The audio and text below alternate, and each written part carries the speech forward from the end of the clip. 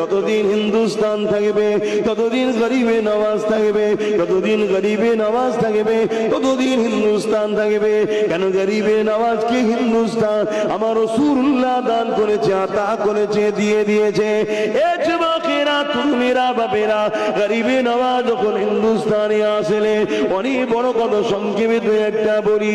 একটা জায়গায় যেখানে গরিবে নওয়াজ বসলে, ওই আনা সাগরের পাশে গরিবে নওয়াজ বসলে, ওই জায়গায় বসার পরে আজানটা দিয়ে আজানের পর নামাজ হয়ে গেল।